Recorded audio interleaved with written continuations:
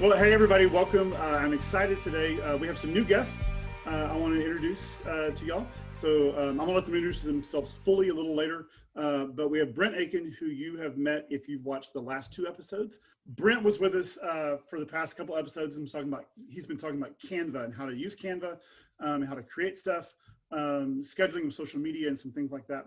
And then our guest this week is Christie Burnette. So Christie, I'm gonna let you go ahead and introduce yourself and tell us all about you. Oh boy. Okay, so I am Christie Burnette. I started out as well, first I'm married almost 33 years next week. Have two grown daughters and two granddaughters.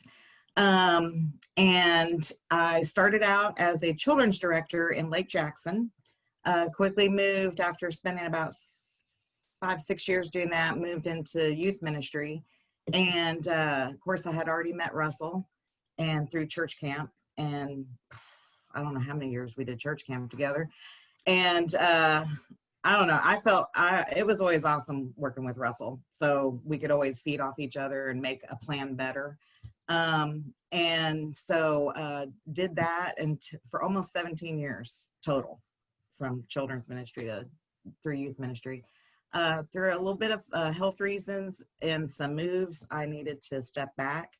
And I dearly miss my kids. I still stay in touch with several of them that have gone off to college. And so that's always, and go to weddings and stuff. That's always great. But in the midst of that, I had done prayer stations throughout this time. And then that has kind of become a thing. So I know we're going to get into all that later. But that's kind of me in a nutshell about ministry. Today we're talking about prayer stations, and so Christie and JT and Brent, how do you use prayer stations in your ministries? What do you have you used them? What have you done with them so far? Well, I'd say my first experience with prayer stations was probably, at least that I remember, was at UMYLEAD. The first one that I went to. And so after that, we kind of just worked on incorporating them in different ways.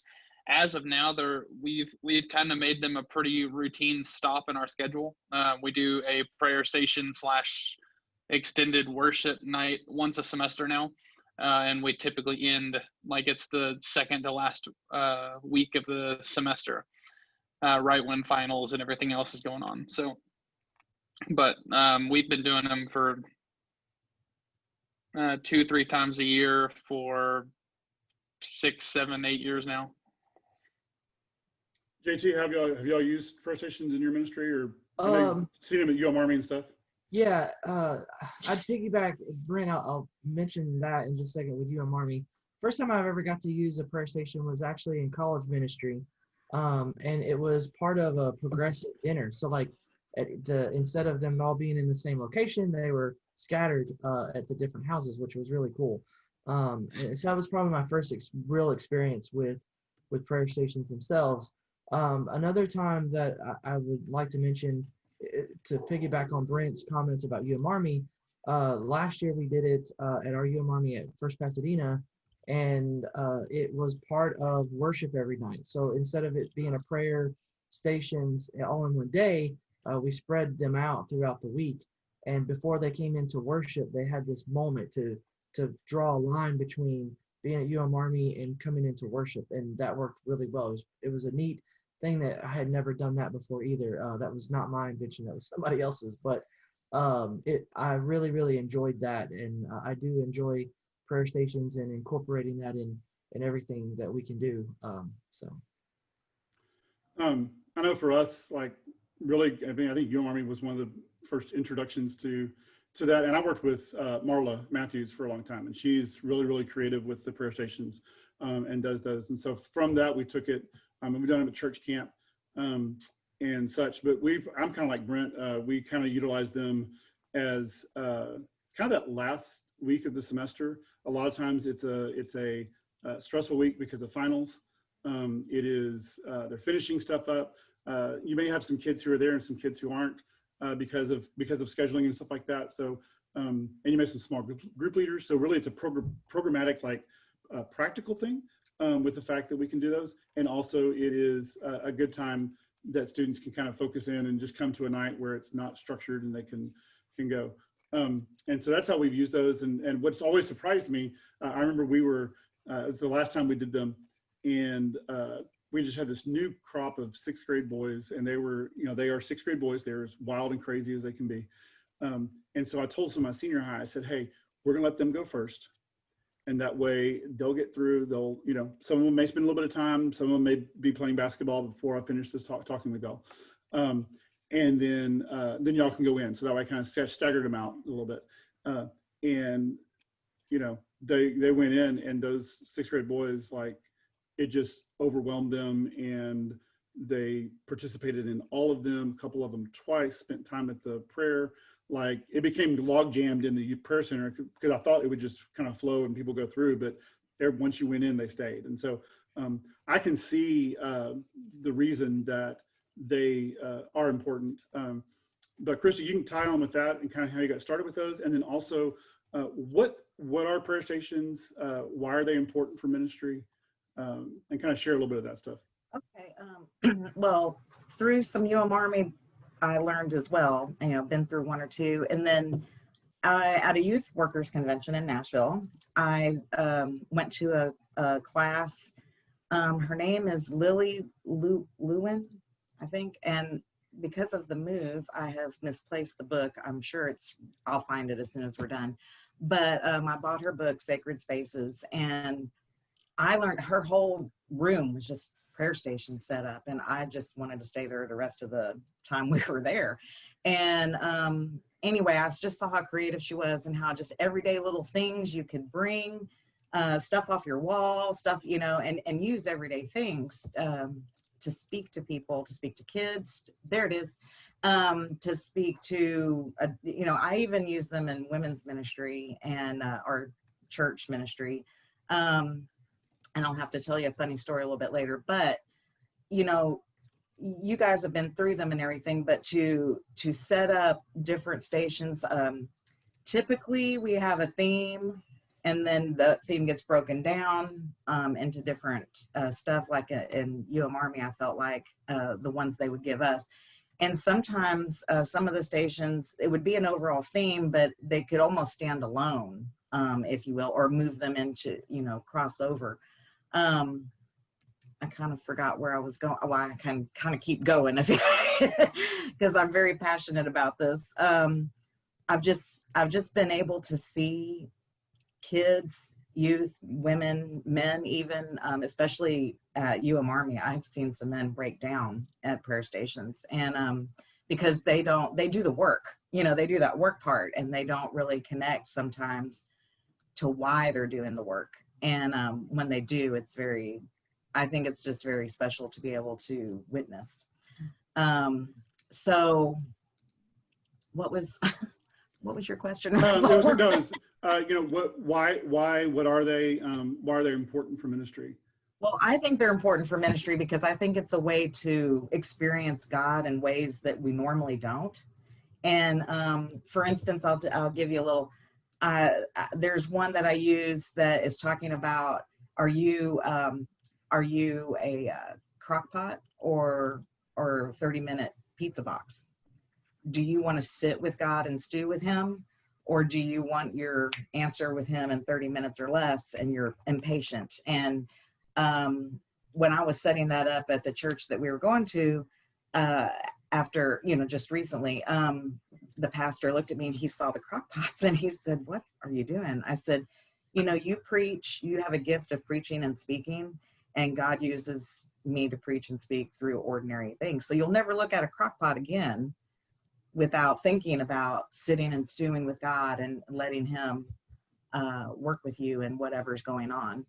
I think it's extremely important. I had set up Easter stations to, just so you know, when I left ministry, retired, we went to a church, because we moved, we're going to have to find a new church. But we belong to an African-American church, and it was very young. They had just been open 8 months, and it's already in 6 years, it has grown from like 16 people to 900 people. It's just one of those. And so I had introduced prayer stations to the women's retreat, and nobody wanted to go. And because they didn't know. I thought by now, I've been doing them so long that everybody has done these. And I had just told the pastor's wife, hey, can I do these? Because she asked me to speak in another section. And she just, with all confidence, said yes, and had no idea what I was talking about. And so she trusted me, and I only brought 3 stations and set them up, and nobody wanted to go. And again, very small church. So at the time we only had 80 to 100 people. So about 30 women went to this retreat, and set them up. Nobody would walk in. My roommate, who was a little bit, she wasn't fearful, but she wanted me to go in with her. And I had the music, I had, essential oils going, frankincense, I just had, it was set up, the candles, everything. And I watched this, she and I became very close after this because she had gone through a lot of stuff in her life. And I watched this woman worship God for an hour. Like, I got to sit in the corner, and she would sit. I had this one station with pictures, and it was about pick pictures of where you are in your walk or where you've been. And it would be ordinary pictures. And she picked several pictures. And one was like a kid hiding behind some clothes in a closet. And because of her past, she spent a lot of time in her closet organizing herself. And that's the one thing she could control in her life as a kid. And she sat there and wept and wept and wept. And then she just, got kind of just prayed and take deep breaths, and then would move on to the next picture. And she did that for an hour. And I just watched her release and let go of things. And I think it's important, because where else do you get to, where you get permission to set down your phone and walk away, and it's just you and God. And so I'm very passionate about it. I know I've experienced things going through them. So that's why I just think it's important to have this as an element, like y'all have, you interject that into it. So I'm probably going to answer all these questions if you keep letting me just ramble. No, that's good. Well, that's one of the things that this was about. And when I mentioned what we were doing, JT was like, I'm taking notes and I'm ready to go. What I would love to do is spend maybe just a few minutes and everybody share 1 or 2 prayer stations that you've done. That way, whoever's watching can be like, all right, we'll take these down. I will try to take these and put them into some sort of format, maybe do a post with them. And Christie, I'll ask you this, and you can say no, you can say yes. If you have some already written up or anything like that you would be willing to share, I would love to put those in on UMYLEAD. You don't have to give me all of them, but that, and then we'll do a link to you and what you do and everything like that. So, we'll let JT or Brent start. What is it, 1 or 2 prayer stations that you've done? You don't have to give us all the details because you may not remember this exact verse or anything like that, but a lot of times for me, these work with just an idea, like the crock pot and the box, in the pizza box. So what is a prayer station that you have done that was particularly meaningful, and kind of how did you set it up so that way someone can at least get an idea from it? Or if you went through it, you may not have set it up yourself, but you went through it. Go for it, JT. So I would say not the one that I put together, but one I participated in. I think it's either from my first Army that I ever went on, or like when I first became a youth director. I wasn't even technically supposed to be there. I think there was a prayer station, and it involved a Lego. And because a lot of times prayer stations are self-reflective, and how we look on the inside and fixing things on the inside, or letting go from things on the inside. And this one was a little different. It was still meaningful. It was still very spiritual, but in the spirit of Army, it was about you've got this little Lego, and you're part of a bigger piece of faith than just yourself. And that was really, really good at the time. I needed that because I was becoming a youth director at that point. And so I just kind of always held on to that. And to this day, that Lego, I kept it. I don't know if I was supposed to, but I did. Is in my office. I'm at home right now, but it's sitting on my bookshelf, with the other things that I've collected over the years. But it's just always this little meaningful thing that, we're not an island to ourselves, that type of deal. And it probably had a verse in there that was similar to that, like iron sharpens iron or something. But the verse isn't really what stuck, but it was just the idea and the principle of it. And I think that's something that's really important when you're setting them up, because people really get wrapped around the idea. I've got to find this perfect verse that goes with this idea. And it's not always that. It's sometimes it's just the idea itself, and providing that so that they can understand, students or adults can understand it. So. Okay. Yeah, I would say probably, well, gosh, I've done upwards of 60 or 70 now, at least. But the three that stick out to me, one I did, I have to make an immediate disclaimer. I steal a lot from Russell. And all of the prayer stations that he has online on the website already. I've stolen a ton of those. But probably the three favorite that I've ever done was one that we did. We just called it Words, and basically kind of the mindset of, have you experienced God's presence in your life? Kind of think and reflect upon how God is for you, and use the letters on a Scrabble board to kind of create words that come to mind about your relationship with God. And then we had like the students intermingle and like connect words together if they could and stuff like that. And so by the end of it, you have this board of like the Scrabble board that is filled with all these different words that are all like connected and put together. And it just kind of paints a really cool symbol of, yeah, we all have problems. We're all thinking through different things. We all are in different spots of our relationship with God, but we're all in this together. And like having them all connect together was a really, really cool element. The other one, which was probably the easiest I've ever done, we did one called Leftovers, where basically I just went and bought a loaf of French bread and I left it out for like 3 days.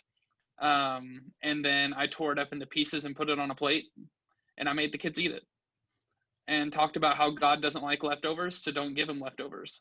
He desires the first and foremost of our hearts and all of our passions, all of our desires, all of our love. And why would we give him second best when we don't like second best ourselves?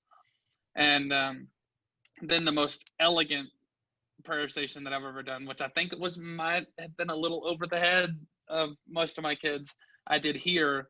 And I did a prayer station on the Bride of Christ. And I took my wife's wedding dress out of storage, and I like laid it on a couch, and I basically filled the room with candles and rose petals, and talked about how we are the bride of Christ, a bride that is made beautiful through Christ's sacrifice and all this stuff, and really kind of went into the mindset of like, we are made beautiful by God and nothing else. We were born broken and in desperation and sin and everything else, and God made it beautiful. And so it was a really cool one. It might have gone over their heads a little bit, but I mean, it was really, really cool to see the finished product of that one. I have a couple from one of the first times I did prayer stations here in Texarkana. And one, I walked around the youth center. I was like, I need about 2 more prayer stations. What do I have? And so one was the basketball goal, and this is one of the ones that's online. And it's just like godly goals. And so I just said, what do you want? I stole that one. You saw that? What do you want to what are your prayers, your dreams, your hopes, and send up to God? And so it had a table with paper and stuff, and then I had string that just ran from the table to the basketball goal. So nothing special on it. You just wrote down and you clipped those up there. And the other one, kind of like Brent was talking about leftovers, reminded me of it, was I talked about being lost and found, and how we have things that are forgotten. And I actually gathered all the lost and found items from the youth center and put them on a table. and some of the kids actually took their stuff back, which actually kind of added, like, because it was actually, they actually found it. It was redeemed. They'd forgotten about it. Yeah. And so it Great really, message. I wasn't expecting that part of it, but I was, we talked about, what are some areas that you feel lost, or what are, some things like that. So Christie, you can share some of yours, but also kind of how do you come up with, what is your process? If you could share a little bit about whether you're doing it for a youth group or for a retreat, like what do you go through in your head to create a prayer station that is impactful for people? A lot of me and God time. We actually, I just all day long, well, reading that book, that Sacred Spaces. And I love what she says. She's like, utilize with this, but change it up. God's going to speak to you and change it up. And so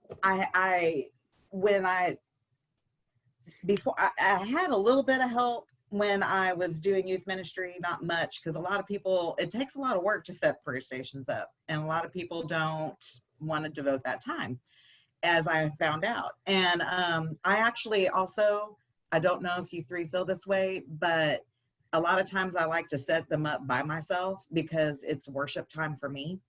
I feel like it's as much time as I've spent with God working on this. So reading different things, pulling stuff out of that book, look stuff up. I pray about it and ask God to show me something. And I literally just write stuff down, put it in notes in my phone, whatever. I did prayer stations for a retreat in January, and I just finished a Bible study with a friend, and we were talking about, oh no, now I forgot. But anyway, about Martha, and something she said, I literally woke up at 2 a.m. and something, I felt like God was saying, use this. So I typed it up in my notes because I will forget now. And I type it up and then just sit with it and look up scripture and different things. And I like to see things, I like to use things around my house. I used to be the church, but now it's my house. I think that you can use just darn near like basketball goal, French bread, your wife's wedding dress. You can just use things and it just speaks to you. And I feel like being open to whatever God is showing you. That's kind of my process. It's kind of a little, it's hard to explain because, we all have our strengths and weaknesses, and you have, how music speaks to you, Russell, and how you can do this and all this stuff. And so I just throughout the day, and I'll talk to my husband or chat with a friend about something, and they're like, oh yeah, that's a good idea. Or, so I really try to get, a little bit of input for some people who understand it and know what a prayer station is. But I will have to say that one of the best help and one of the best prayer station, that it was inside of the Easter stations. And I asked this friend of ours from church, I said, his name's Scotty. I said, Scotty, can you, because he can build stuff. And I said, I need a large cross.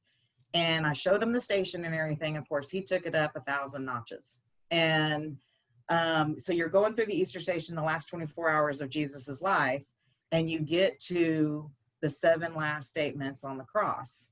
And that was what I needed it for. Well, Scotty is a little extra, and he downloaded, I think it's a Casting Crowns. I don't know if it's Casting Crowns now, but anyway, it's the song where on the video of the song, they have a lot of the Passion clips in it from the Passion. And it's, and now I can't remember the song. I wish I could write this stuff down beforehand. Anyway, people kind of thought they knew what they were saying. We kind of made a tent because he was playing the video. And so we put down like pillows and stuff, and you could fit about 5 or 6 people in the tent, because at the time we didn't have a room.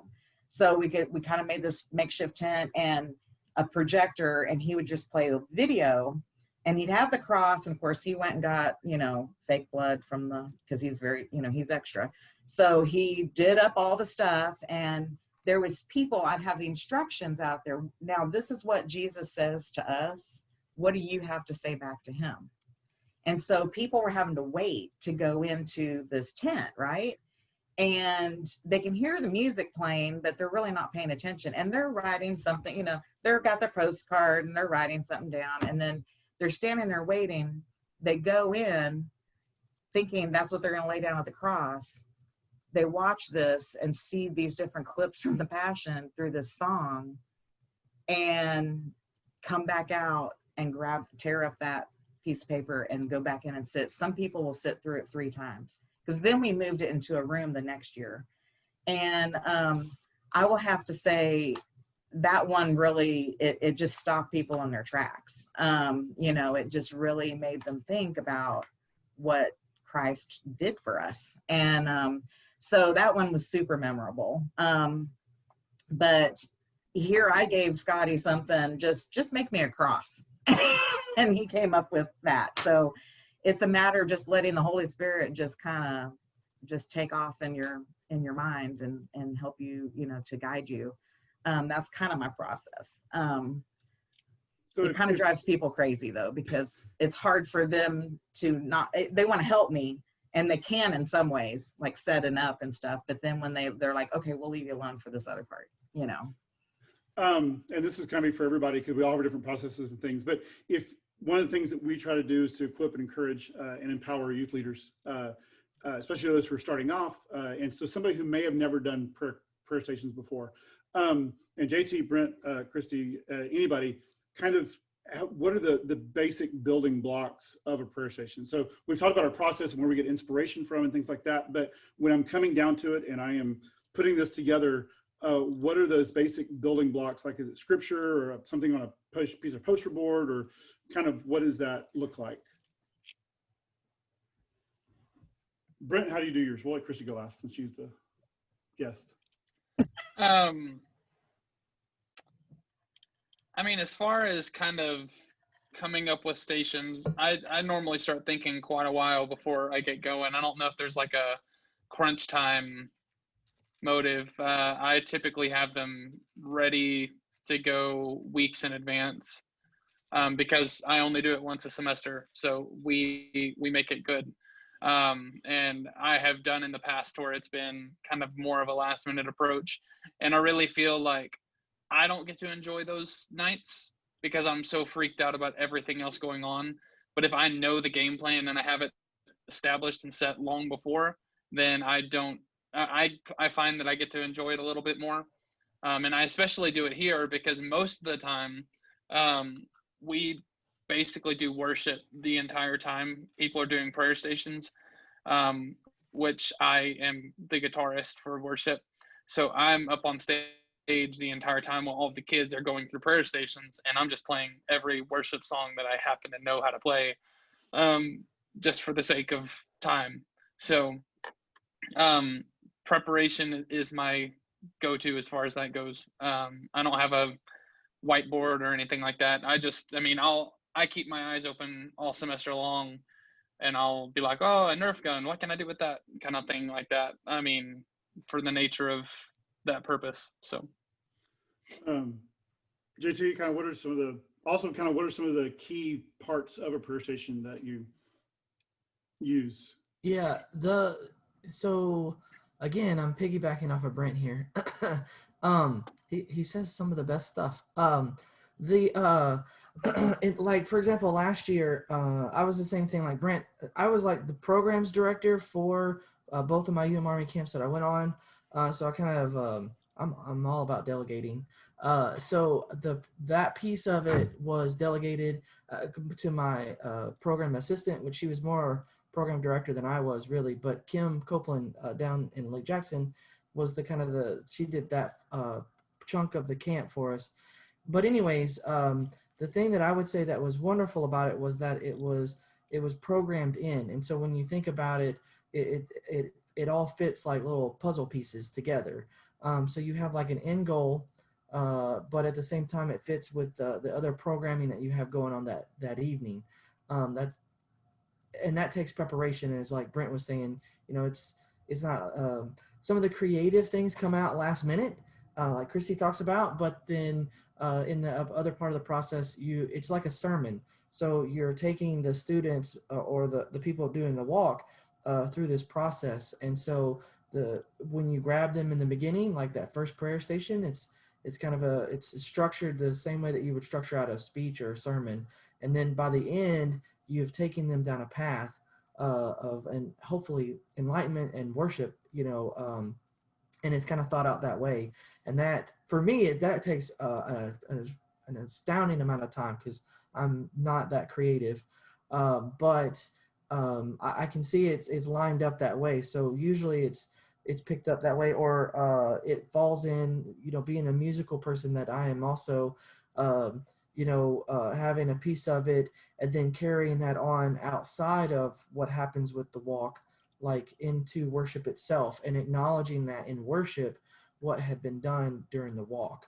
And so it's kind of a hand-in-hand thing, not just something that's independent on its own, especially when it's in, like at UMArmy, like where it's part of a larger program piece, or even at Lakeview is that way. For our Lakeview camp, usually our prayer walk is at the end on the last night, and then the South District, we use Peace Chapel. It's just always been that way. And Peace Chapel is in itself the spiritual mecca in a sense to the students. And so that's usually where the last prayer station is, like right outside the door as they're waiting to come into worship. And so there's this preparation that is done to bring them to that moment. So they're worshiping really along the path. They don't realize it, but they are. And so it's like setting that up takes some thought, to piece that together. So, yeah. Russell, are you also asking about, like, because I was just thinking about what those two have to say. Because I've been doing this for a long time. I don't want to recreate everything all the time. And I say that my friend Scotty's a little extra. I'm a little extra too. So it's kind of like when we did Peter's Walk at church camp. Remember that? That was like a 3 or 4 day. We've had it together, and then it just kept growing and growing and growing and turned into the best thing that happened that week, I think. But I don't want to recreate the wheel. So when I type up the different things, scriptures and different stuff, I'm a little extra. So like I laminate my stuff. I make sure there's some sort of background to most of, or colorful paper or something. If it has something to do with water or, anything to do with water, I use blues. I'm just kind of that kind of person. But so I keep everything in files. And then if I have to use or think that a prayer station would work, I tweak it and then save it on my computer for and mark it, this was this retreat, and I don't really rewrite it. You know what I'm saying? So I do that, and then I collect things. I have, when I retired from youth ministry in LaPorte, my assistant, I didn't even have a budget. So I had a dream up of how to do things at the church. So prayer station things was kind of like a Christie thing there. And so I used my own money to buy those things, and I'd find things cheap here and there. And when I left, my assistant said, because she was taking over until they hired someone, don't you want to take all this with you? And I said, when am I ever going to do this again? And I think I heard God laugh audibly. And now I have created and built up over the 6 years items and stuff. And my husband lets me have half of his shed for things that can be outside. And then I cram the rest of it into my craft room. And I literally just use things. And they, like you guys talked about the creativity part. I could have all of the written out stuff that sort of that's stable, that sort of stays, but how I set it up, how, what I use, what, all those things. Poor John, my husband, he helps me lug stuff everywhere. Russell knows this from the past. And he just says, because he's watched me and like you guys have experienced, all of a sudden I feel like, that's the wrong stuff to put out here. I thought it was going to look like this, and now it's going to look like this. And so, so I have kept a lot. I just have prayer station boxes everywhere, and I buy, fabric and this and that and the other. And I've made a tent. My husband made a tent for me out of PVC, and then we drape it. But for Christmas or my birthday, he actually bought me a pop-up tent to drape over now. So because naturally I learned how to put all the PVC together by that time. But yeah, so I kind of keep my box of files of, through seasons, through events and stuff like that. And I hate to recreate and retype up stuff. So I've used a lot of laminate because I want to save it and then tweak it. So. Awesome. Well, for Christie and for everybody else, like, I wish I had a bigger closet I don't have a whole house or a whole shed. But what would you say are those essentials that a youth leader who's, let's say I don't have anything at all and I watch this and I want to do a prayer stations, what are those things that I need to always kind of have on hand, or at least start collecting and having together? I feel like you need to have, some crosses. The more unique you can find, the better. I think you need to have, it doesn't hurt to have some fabric, but I have set up prayer stations on chairs and just made it work. Also, one of my biggest essentials is I went to Hobby Lobby after Christmas and bought the white Christmas lights. I probably bought 14 rolls, and I string those through my prayer stations so they're lit up a little bit and stuff, because I like to have it a little dim if I could in wherever we are. And so y'all switched. That was crazy. I was like, that's not Brent. And so the lights, some fabric, but that's not super essential, but crosses, paper to print out scriptures and stuff. And then after that, it's by the theme, it's whatever you're doing. To me, I think those are kind of like the throwdowns. Candles, but I'm very careful about candles because, Fire and stuff. I don't want to burn down a church and be responsible for that. So JT or Brent, what are some of the essentials? Do you have any other essentials that you try to keep on hand or want to pull together? No, she had far more essentials than I think I could have ever had. Girl. I would say the one that I have seen more than any other than candles, like the number 2 to candles, is some type of rock. Like there's always a rock there. I don't because it represents so many different things. But it's not little pebbles. You can't just go get. So you've got to find those rocks that are like flat, that can be either written on or rewritten on. That's probably the thing I would keep, is a rock that you can wipe down and start over, not permanent write on it. Because I ran into that with the children's ministry thing. But like if I could find a bunch of rocks that I can easily maybe coat them or something in something, that way you can write on it. But that's probably, other than just pure paper and candles, the rocks are like, I don't know, they're just in everything. Yeah, I can't believe I forgot that. Like I have boxes of rocks. Something I found helpful. Sometimes we'll do put the paper in picture frames. So we have a collection of probably about 10 picture frames that we can easily change out. It's probably better if it's plexiglass instead of glass on the front, or even not a front at all, just because that way you can just slide the paper in and they'll set up on their own. And the other thing was little stands, any little stand that you can use to hold up a picture or something like that. Brent, you said we covered all of them. Yeah, I just have do not do's. You need lots of pens. Be sure you. That's what I was going to go Yeah. to. Like, what are those? What is your either your prayer station horror story or something that just didn't work, or something that to tell us not to do? And if you have a funny story behind it, that's even better. Well, I'll start, seeing that I kind of lended into that one. Really only have one horror story as far as our prayer stations, and we were going to do one on reflections, which basically says, and basically you break a mirror and you say, even though we're broken, you can still see the reflection of the person there. And so even though we're broken, we can still reflect Christ. And we took it up to the room that we were going to do it in, not broken. And we proceeded to break it with a hammer in said room on the second floor, and we cracked the concrete under the floor.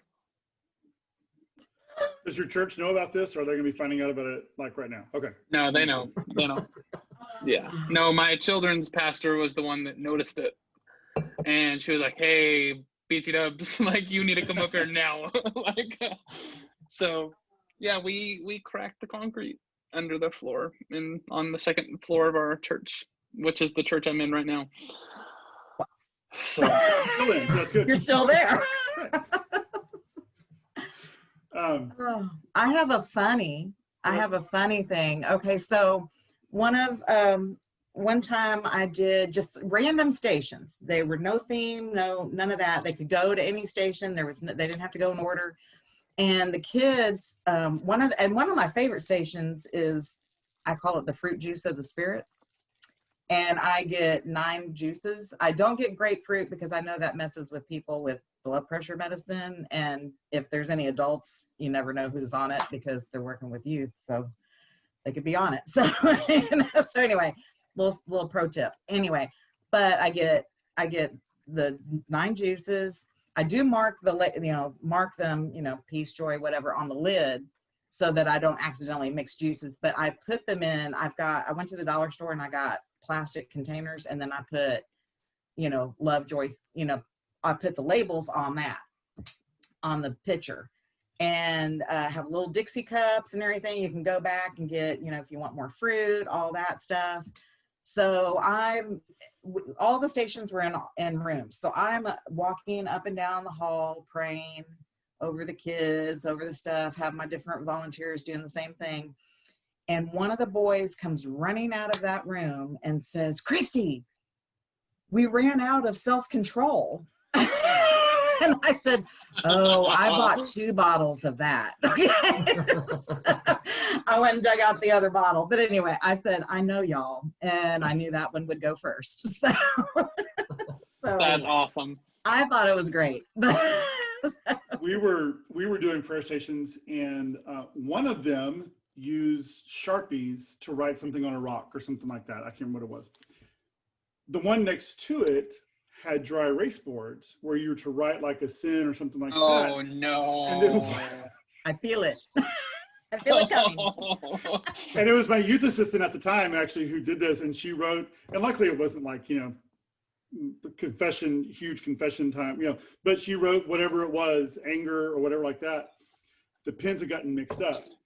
And so she wrote great. anger or whatever, and then went to wipe it, and it didn't come off. And I had something similar happen. We were at a church.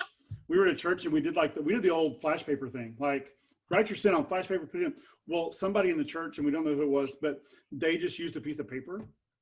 And pro tip, flash paper burns itself real fast, and it doesn't burn enough time to burn anything else. And so same thing kind of happened. They wrote their confession thing they were burning and put it into the urn, which don't use an urn either, because like it just makes it to a jet like deal. So put the flash paper in there. Everybody puts it in there. This is the whole church too. It's like 100-something pieces, 150 pieces of paper. Light it. It goes up like this, goes down, and in the bottom is still that person's piece of paper. So the lesson learned from there on both of those is be careful, especially if you're having people write down like things they want to confess or get rid of. Make sure, and it's going to be on something that they can get rid of. JT, you have any funny stories or any horror stories from prayer stations? Not as funny as y'all's. No, not really. I would say the only one that's not really a horror story, but when you're at Lakeview and it's in the middle of summer, or even at UMYLEAD and it's in the middle of summer, be mindful of your candles. And different things that would melt in 100-degree temperature. So if there's like candy involved or anything that is like that type of thing, when you're designing it, you got to think about your environment and what it can do to what you're trying to do. Or if you have a mirror, you're not necessarily breaking it, but if you have a mirror or something that's reflective, the sun setting, different things like that. So not that I've ran into that, but I've been in places where if we would have done things like that, it would have like been detrimental to what we were trying to do. And so design it in such a way that it's not distracting or damaging to the property. Blinded by the light of Christ. I mean, I can see Right. That could be its own prayer station. Yeah. It's a whole new prayer station. Well, this is a thought for everybody, because I know some prayer stations are very interactive and very much hands-on and stuff. But what are some ways that, if you have done them recently or you've thought about them, what are some ways to help make them where they are safe in our current environment with COVID-19 and all that stuff? So I don't know if you've thought about that, Christie. I don't know if you run into that, if you've done them since then. Like, what are some of the ways that we can do that? Well, I tell you what, I was set up to, and this wasn't a prayer station. This was more of an activity. My friend, she came from Lake Jackson too. So she's been in Spring for about 10 years, and she has a group of girls that just graduated high school. And this was their last year. It was a terrible year for her to go out on, and she wanted me to do a thing called broken pots. And so I pre-break the little clay pots in bags, and I usually pull a little piece out, throw it away. And anyway, they're to write things on things that they fear, things that they struggle with, things, and just anything. And you don't have to fill up the pot, but I tell them to write it on the inside part of the curve. And then I give them the tacky glue, they glue it back together. I play the Broken Vessel song while they're doing all this. And then we do a tea light and they light it, and it's a beautiful thing. Well, that's a hands-on kind of thing. And my friend wanted me to do that with her girls. And I was like, great. And then the pandemic hit.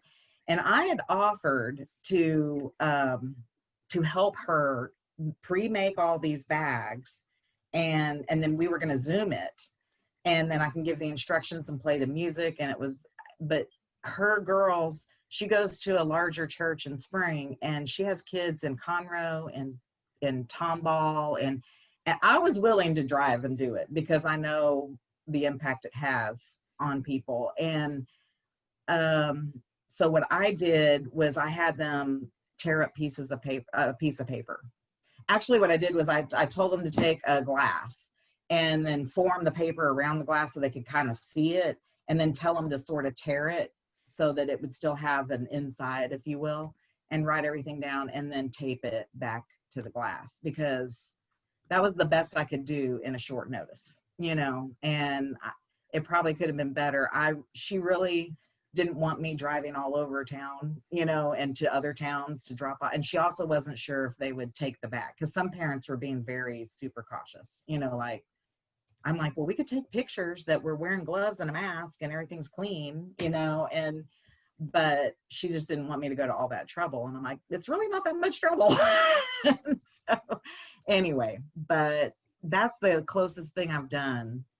I think that I've been thinking about, how do you do this during this time? Like if you just have a prayer tent and say you have the thing set up, but there's nothing for them to touch, basically. And maybe because usually in the prayer tent, only one person can be in there at a time. So, I mean, even if you had somebody like lice on it after the other person goes by, comes out, I don't know. I think some of these things can be set up outside. The retreat I did in January, they did not have a room for me. I thought they had a room. So I had to set up 2 of them outside and 2 in the hallways. And that's when I used chairs. Well, I use chairs in the youth ministry too. But so I think outside you could do things and have somebody monitor it so that it wouldn't, like even if it's like the fruit juice of the Spirit, you have maybe somebody there that pours the juice for them, and then they throw away their cup, Any other thoughts, Brent, JT, ways to do prayer stations? Only thing I mean, I'm just chiming in on what she already said, is just make it, at least for this season, a little less interactive. You can still get the point across, and you can still get the power across the prayer stations without it being interactive. And that's just unfortunately where we are right now. Yeah, for me, I can't even do things outside with my students. So we're still on super lockdown because Pasadena is like the worst positivity rate in the state. So for me, in my children's ministries, I could see this working, for a ministry that is trying to do this. I make the little packets and I'll put little lessons in there that they can do with their family. But I would think something like that could work also for prayer ministry, where, like you're talking about, each individual family gets it. That's probably the only way that I could make that work here in that type of situation. It costs more in resources to do that because you can't share things. But if you want to be effective with it and there's a message behind it that's important, and then that's the way that you can connect, then that's what you got to do. You just got to come up with the resources to adapt. And COVID's kind of done that to us in various ways, but in regards to like this type of stuff, it's just another expense, that you have to account for. Well, Billy, Christie, JT, like several of y'all talked about using things that you have around the house.